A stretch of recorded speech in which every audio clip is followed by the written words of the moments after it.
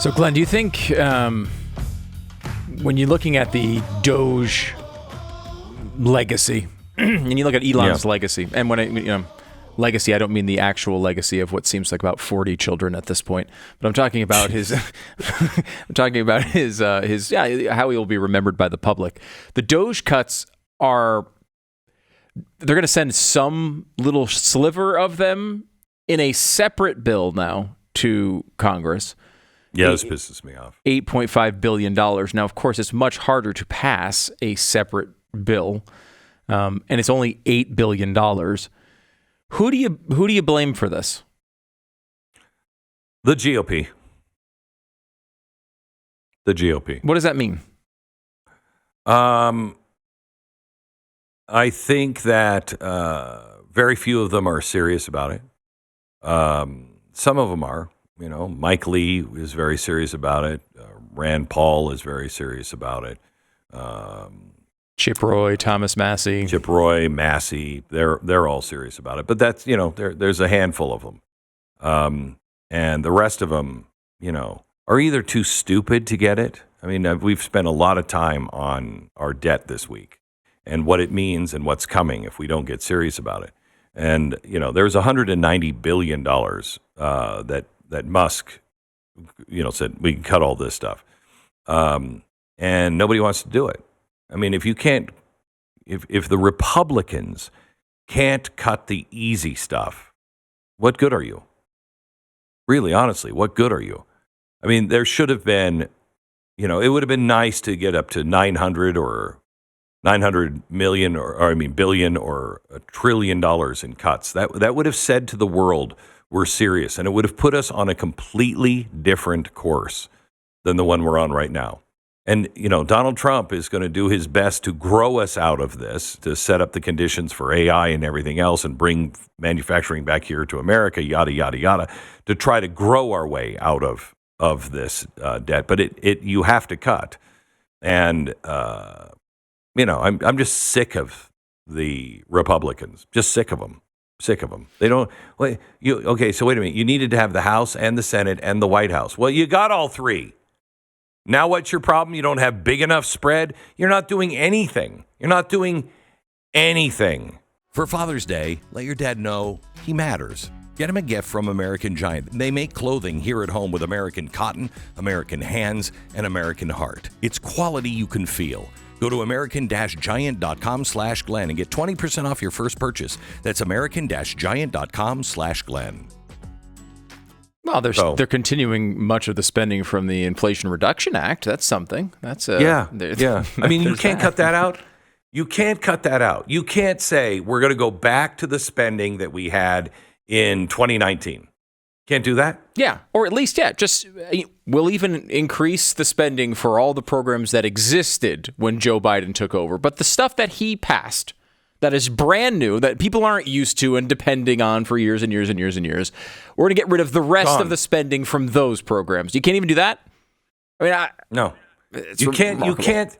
The money that hasn't even gone out, you can't say, we're not going to send that out. You can't even say that. They can't say that. What good are you? Some of that they've pulled back on. That's true. And of course there are a lot of good things in this bill. I mean, I think you'd agree with at least continuing the tax cuts. I know we'd both like more.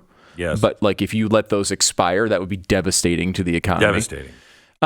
What do you make of the criticism from some? This goes mostly towards the right, who are more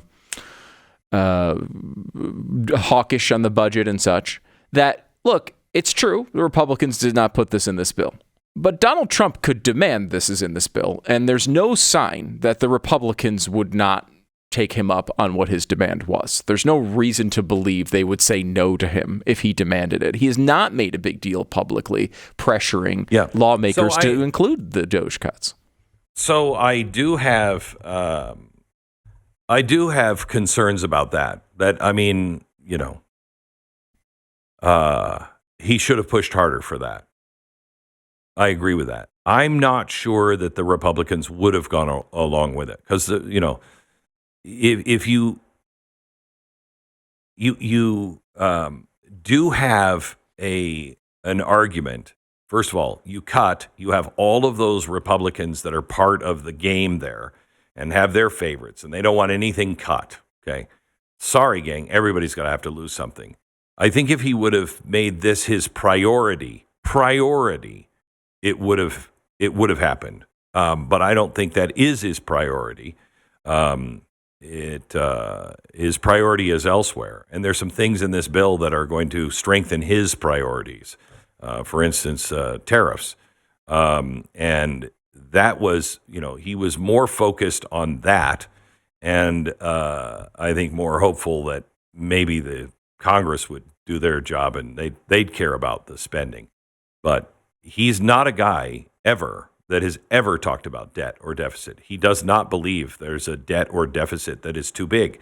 He believes the problem is that the economy is not roaring. So let's open the economy and we'll make that money in tax revenue and we'll be able to afford these things. I don't happen to believe that. I believe it to some degree. I think we must make cuts. But that's never been his thing. Tariffs always have been. He's never talked out about the debt and deficit to any real degree. It's not his thing. Yeah, I mean, he didn't run on that initially. I mean, he cares about it now, the at Republicans some level. Yeah. have. Republicans have over and over again. Republicans have. Mm-hmm. Yes. Mm-hmm. Let me ask you about the Musk relationship there.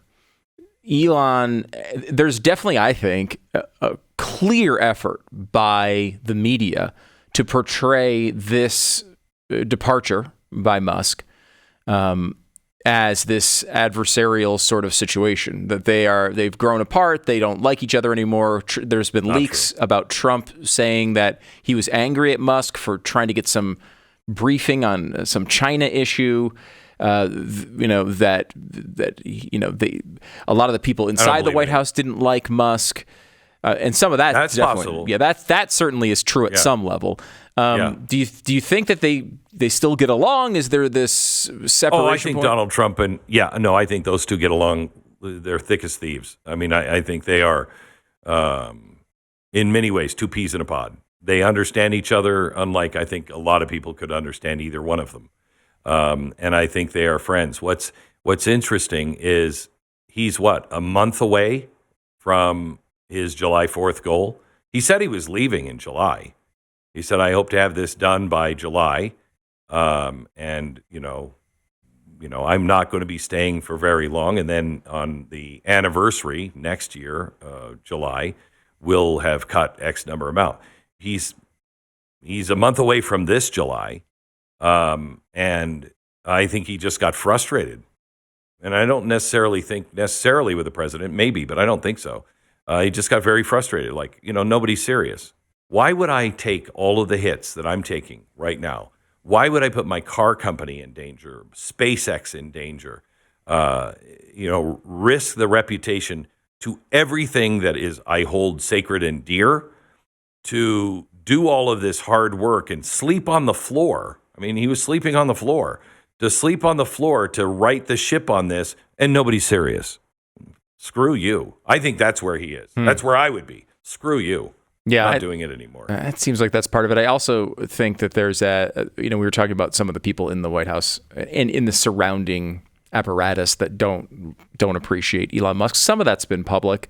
A lot of it, I think, is behind the scenes. You're now getting that his departing, the hit pieces, things being leaked about Musk. The recent one today, this is in the New York Times, that Musk was using drugs at high levels. Listen to this. Listen to this paragraph. Mr. Musk's drug consumption went well beyond occasional use. He told people he was taking so much ketamine, a powerful anesthetic, that he was affecting his bladder, a known effect of chronic use. He took ecstasy and psychedelic mushrooms, and he traveled with a daily medication box that held about 20 pills, including ones with the markings of the stimulant Adderall, according to a photo of the box and people who have seen it. Now, how many people have taken photos, Glenn, of your medication box? I would say that's not common unless someone's trying to to Right. destroy you in the media. Right. Right. So is that what this is? Basically, they're just now, everybody who had a problem with Musk while he was there, now that he's out, they all think they can leak stuff negatively to the media to destroy him. Let me give you another perspective on why they are trying to destroy him. The people in the White House. In a situation like this, and really any real powerful situation, everybody jockeys for a position. I want to be next to the boss. I want to be next to the boss. Yeah. A new guy comes in, has not played the game. Nobody really knows who he is. He doesn't play by the rules. And he'll just go right into the White House and he'll just walk right into the Oval and go, yeah, I didn't talk to any of those guys. Listen, I want to talk to you about this. That must drive the career people out of their ever-loving mind. It's got to drive them crazy. What is he saying to the president? All of us have been working so hard to get the president to go this. And what did he just say? What did he say? That's the real problem, I think, that the people in the White House have with Donald Trump, is his access and his ability to connect with Donald Trump one-on-one without any filter in between. They like filters. People like filters between the top and access to the top. Well, we learned about this with Joe Biden. When he was president, even his own cabinet secretaries couldn't come see him. I love that filter. Yeah, a different kind of way of doing it. Is there a part of this, too, that's just germane to the way Trump has kind of constructed his White House, which is like, I think a lot of good things come out of it, where he has a bunch of different sort of factions, right? And he has a bunch of people around him who really You mean like a team of rivals? Like a team of rivals, right? He has that. And I think at its best, there's really good things that come out of that, right? When people who really care about the country are arguing the best policies to go forward and the best approaches. And on the downside of that is there's always people who are just out there to cut everybody else's throat so that they can get closer to Donald Trump, so that they can have that access. Is that what's going on here partially? Yeah, I think so. I think Elon Musk is probably pretty pissed because he realized a lot of people aren't serious. And I've just risked a lot. If Donald Trump got in and all the people that he had trusted, that he put around him, and they were all like, no, we're with you 100%. And it was the same kind of situation it was last time, I think he'd be pissed. I think he'd be really pissed. Who the hell can I even trust? Now, he risked his life. I think Elon Musk is risking his life to stay, but he's certainly risking his career and his companies and everything all around the world. He's got a bad name now. And I just think, if I'm risking my life, my fortune, and my sacred honor, and none of you are serious, I'd say screw you in a heartbeat. And I think that's really what it comes down to myself.